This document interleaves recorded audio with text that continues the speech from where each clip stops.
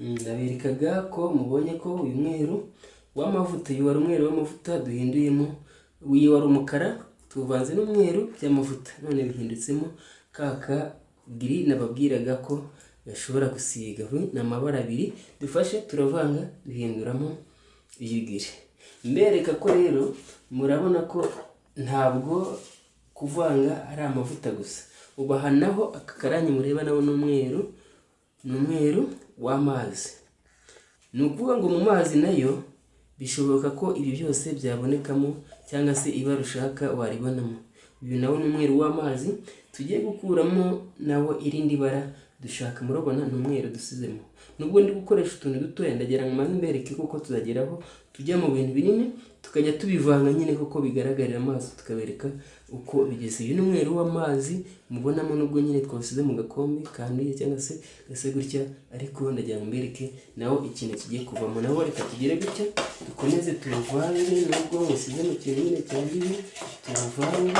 Ubu tugiye gufata aka karangi karimo hano dusukemo karangi dushaka. Twafashe wa mweru ubwo dufashe kara gakeya tugasizemo, tugiye kubyazamo ikintu twebwe dushaka. Murabibona turi kubivanga. Uyu ni wa mweru twafashe turi kuvanga n'irindi bara. Murabona ko biri kugenda bihinduka gake gakeya, ariko sindamenya ikintu kigiye kuvamo. Twafashe umweru tuwuvanga n'agakara k'ubururu kugira ngo turebe ikindi kintu kiri buvemo nk'abantu turi kwigana, turebe uko ibintu bimeze. Kuko nabwiye ko tugiye kwiga ibi ngibi, turebe ibintu biri buze kuvamo. Urabona ko uracyari wa mweru ntabwo urahinduka. Ndabona byo biri kugenda bitugora, ariko turakomeza tubikore tuze kureba ikintu kiri buze kuvamo muri ibi twakoze. Murabibona ko turi kubikora nyine kuko twakoreye mu kintu gitoya kugira ngo turebe.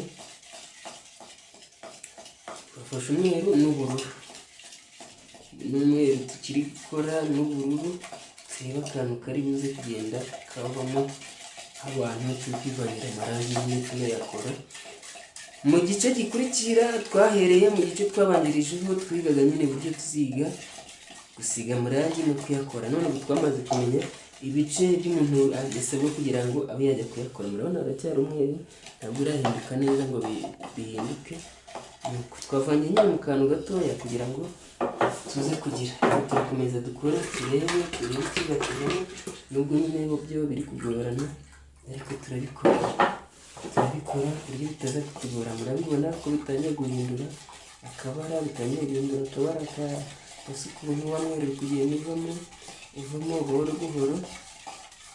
Urabibona hano ko ntabwo kiri wa mweru wa cyane, bukatangiye kuba akaburesiyeri keza. Kuko muri iyi minsi ntabwo tugisiga ngo umuntu arafata ubururu akabukubite mu cyumba cye, reka ntabwo kigezweho. Niba barakubwiye ko uzafata ubururu ukabusiga mu nzu yawe barakubeshye.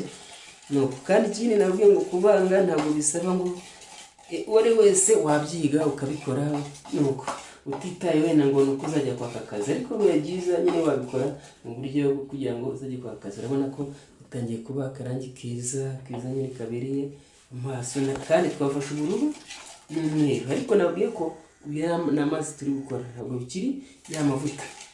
Kuko nashatse kubereka ko amavuta ushobora kuyavanga bigakunda, amazi nayo ushobora kuyavanga bigakunda. Murabona ko katangiye kuba akarangi keza nako kari kubera amaso nyine buke bukeya, bitari cya kiruru, bitari wa mweru wa daje.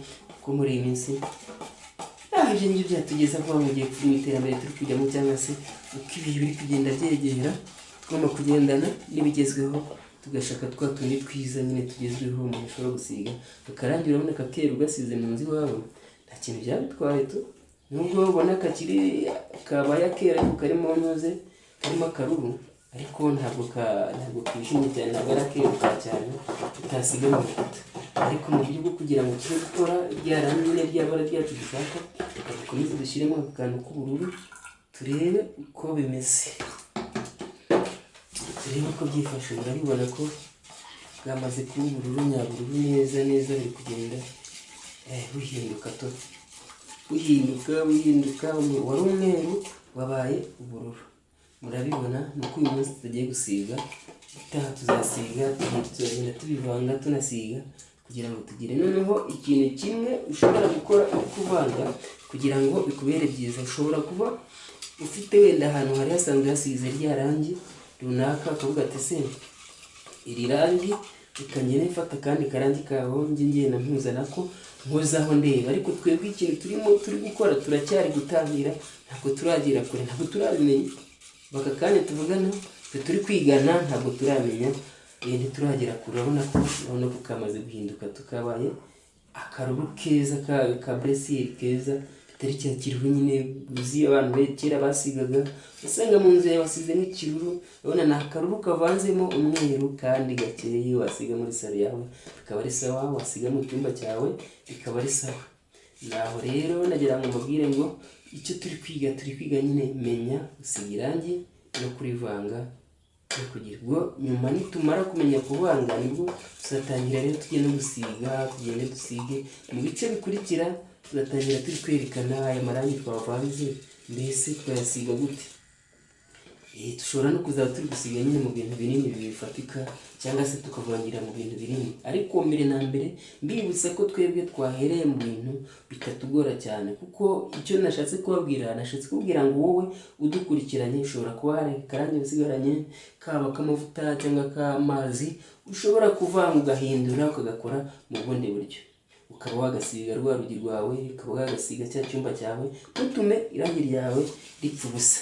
Hari n'abandi nabo ushobora kuvanga nyine bitewe n'uko uri mu kazi cyangwa se wabigize umwuga ugatangira ukagenda ukabikora. Ariko icyo twe tugamije ni ukugira ngo twe kuvuga ngo akazi karabuze, ahubwo duhaguruke tujye gushaka, twige, nitumara kwiga tujye gushaka icyo gukora.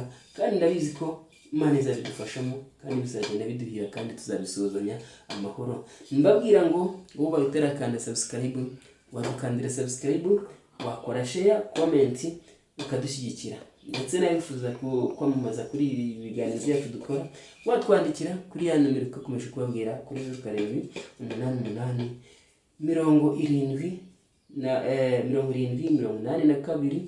7082 ndetse iyo nomero ikaba iri kuri WhatsApp.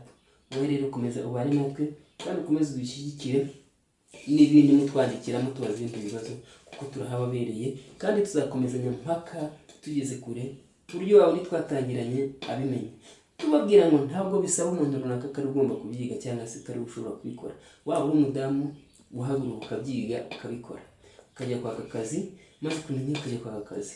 Ubaye uri umusore uhaguruka ukajya kubyiga ukabikora. Ndetse nawe urubyiruko ndetse n'abamwana mutoya twaje gusanga n'abagomba kubyiga. Impamvu agomba kubyiga ushobora kuba akanya atajya mu kazi, ariko ejo ntawamenya uko bimeze. Urubyiruko mureke duhaguruke, ababyeyi mureke duhaguruke dushake icyo gukora, kuko imirimo irahari. Nubwo bigoye muri iyi minsi nyine byagiye bigorana, ariko Imana izagenda idushyigikira tugende tubimenya. Naberetse aka karangi ko mwakabonye uko gasa, ubutaha tuzagenda tugasiga tureba uko bimeze, ndetse dukora n'ayandi menshi atandukanye cyangwa se tuvanga n'ayandi. Aka twe turi gukora ni ukuvanga, ntabwo ari ugukora. Ubutaha rero tuzagenda rero dukora n'ibindi, nitumara gukora ibi dushyiremo n'ibihe byo kugenda tubisiga, turebe uko ibintu byifashe. Aka rero murabona twafashe wa mweru wacu mwarebaga mu gikombe, tumaze kuwufata dukubitamo ubururu, bwa bururu bwa rubururu cyane, kugira ngo duhinduremo akandi. Tumaze kubivangamo gutyo twahinduye akaburesiyeri keza katabangamye, ku buryo ushobora ugasiga mu nzu ukabona nta kibazo, umushyitsi akaza akabona nta kibazo, ku buryo ushobora ugasiga mu cyumba cyawe nawe ubwawe ntiwibangamire. Burya hari amarangi dusiga, wajya winjira muri cya cyumba ukaza wumva ukabona birakubangamiye, ukavuga ati aya marangi yo ntayasiga. Naho rero twe turi kujyana n'ibihe tugezemo, iyo dukora ibintu neza kandi mu buryo bwiza. Tubabwira ngo muduhe akazi, yaba gusiga irangi, yaba kuyavanga, muduhe akazi. Ndetse nawe tukwibutsa ko nawe wowe uri kwiga cyangwa se twatangiranye, ushobora kuba ufite umukire ukugira icyizere akaguha akazi ariko ukaba udasobanukiwe. Duhamagare utubaze tugufashe gukora aka kazi. Ndetse n'aba bandi turi kwigana, hari n'abo tuzakomeza kugenda tujyana mu kazi runaka, aho twabonye akazi tukajya ku mashansiye, tukajya kwaka akazi tukagakorana, tukirinda kuba turi mu rugo ngo tubure icyo gukora, cyangwa se erega buriya umuntu yabuze amafaranga ahura n'ingorane. iyo wabuze amafaranga n'ubuzima buba bwabuze. Hari igihe uri mu rugo rero ukiheba ukavuga ati ndabigenza ute, guhora naka isabune, guhora byananiye. Mureke rero dusimbuke tujye kuri tele. Nabwira abantu bari hano i Kigali ko amayetajeri twubaka buri munsi kandi akeneye gusigwa. Nabwira abari mu ntara hirya amazu bari kwiyubaka buri munsi kandi akeneye gusigwa. Ndetse n'iwawe mu rugo iwawe ushobora kubyikorera ukayabanga ukayasiga. Ibikunaniye ibitari ibyo duhamagare uduha akazi tubigufashamo. Uduhamagara kuri ya nomero yacu twakubwiye. Imana ikomeze ibarinde, turi kumwe. Ubutaha tuzagarukana mu bindi biganiro bindi tubereka, dukomeza kuvanga ayandi, dukomeza kugenda tureba uburyo twasiga ya marangi noneho mu buryo bugize. Uko tuzagenda dukomezanya rero tugeranye kure, tuzigana uburyo umuntu ashobora kuba yajya kwaka n'akazi, uburyo umuntu ashobora kuba yasiga neza mu buryo bwa kinyamwuga. Ibyo byose tuzabyigana ndetse tubwira ko hari n'ibindi tuzakomeza kwigana. Imana ikomeze ibarinde. Turego murabibona rero ko hano tumaze gukora giri. Nababwiye ko iyi giri ivuye, mwabonaga ko nayo mfite nk'umukara hano. Umukara nkuvanga n'umweru bihita bibyara giri. Aha ryari ry'amavuta iyo twakoze mu kanya mwamuri kureba. Iri naryo mubona aka breseri tumaze gukora nako twafashe irangi ry'umweru mwaribonaga ryari irangi ry'umweru ry'amazi, ariko ya n'amazi twakoze nagira ngo mbereke ko amazi nayo bijya bishoboka. Aka breseri ngashyiramo ubururu wese bibyara aka breseri nyine keza umuntu ashobora gusiga muri salo cyangwa se agasiga mu nzu iwe. Ariko icyitonderwa nshatse kubabwira mutazakoraho ikosa, ejo ukazasanga uranyitakanya ati wa muntu watwigishaga yaratubeshye. Ntuzirinde gufata irangi ry'amavuta ngo rivange n'iry'amazi. Ni ukuvuga ngo buri gice kimwe gisigwa ukwacyo.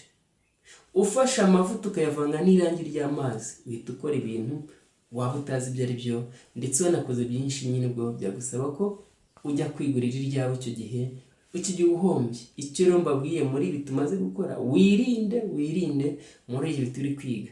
Ntuzafate irangi ry'amavuta tubonye tumaze gukora gutya ngo urifate urivange n'iry'amazi. Oya, uzafata amavuta ukwayo, sibyo? Uyavange n'andi mavuta muri cya gihe uzaba uri kuvanga irangi, ubundi ubyazemo ibara ushaka. Mbabwira ko buri rangi ryose wafata ukarivanga n'irindi urikuramo ibara ushaka. Ariko mbere na mbere kugira ngo uvange irangi uzabanza umenye ngo ese ibyo ngiye gukora, ibi bintu ngiye gukora, mfashe aya marangi ngiye gufata wenda y'amavuta, aya marangi ndi gufata y'amavuta kugira ngo mbyazemo iri bara runaka, ndafata irihe rangi? Nibyo nkubwira ko twahereye kuri ibi ngibi byoroshye. Nafashe irangi ry'umweru w'amavuta, sibyo? Maze kuwufata mfata n'irangi ry'umukara w'amavuta, ndabivanga mbasha gukuramo iyi giri. Nababwiye ko giri ziri inshuro eshatu. Hari giri ikeye, hakaba na giri ijya kwijimamo gakeya, hakaba na giri yijimye isa n'umukara. Ibyo rero ni wowe muri cya gihe turi kwigana niwe uzamenya ngo se riba ngiye gukora iyihe giri, ngiye gukora iyijimye, ngiye gukora ikeye. Uzagenda uvanga ureba hagati, ngiye ndashaka giri ikeye cyangwa se yijimye, ugeze kuri rwa rugero. Ikindi nacyo nababwiye, mwabonye ko nafashe iri ry'amazi ririmo hano, iri ry'amazi maze gufata wa mweru w'amazi, mwabibonye umweru w'amazi nkuvangamo n'ubururu. Maze kuvangamo ubururu bihinduka akaruru keza gakeye umuntu ashobora gusiga. Mbabwira ngo kera nibwo basigaga no mu nzu cyangwa kuno ugasanga umuntu yafashe ikiruru cyose akagisiga. Ariko uyu munsi siko biri mu iterambere turi kujyamo. Turi gukora uturangi twiza dukeye tubereye amaso, ku buryo nugera mu cyumba cyawe uzumva wishimye, ku buryo nugera muri sale yawe uzumva wishimye. N'umushyitsi naze gusura bwate kabisa ahantu harakeye. Naho wasanga kera bafata ubururu bakabukubita mu nzu biki nuko. Ariko muri iyi minsi rero turi kwivanye. Mwabonye ko mfata amazi ku mazi, umweru w'amazi nguvanga n'ubururu, bivamo akabureseri gakeya umuntu ashobora gusiga. Mbabwira ngo mwirinde, niba ugiye kuvanga irangi akaba ari amazi ugiye kuvanga, uzakoresha andi mazi.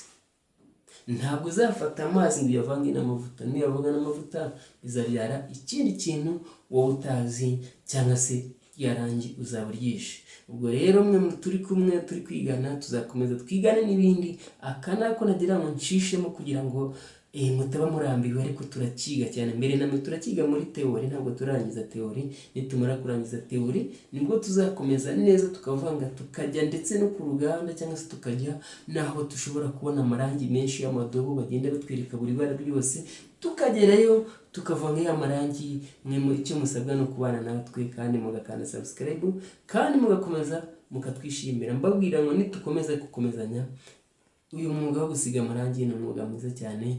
Uyu mwuga wo kuvanga amarangi ni umwuga mwiza. Ubaye utanasiga uzi kuvanga irangi, wajya na hariya ku Iremera cyangwa se n'ahandi iwanyu muzi bacuruza amarangi, ukagenda ugasaba akazi ukavuga ati ngenzi kuvanga amarangi, ubundi ukavanga ya marangi neza. Cyangwa se wowe utajya kuvanga irangi, ukagenda ukavuga ati ngewe ngiye kwaka akazi ko gusiga irangi, ukajya urisiga neza. Ariko icyo nababwiye kibaho ni uko nuramuka ugiye kwaka akazi uzabikore kinyamwuga, ntuzabikore by'akajagari kwa kundi buri munsi ibintu by'umukiro by'icyo gite.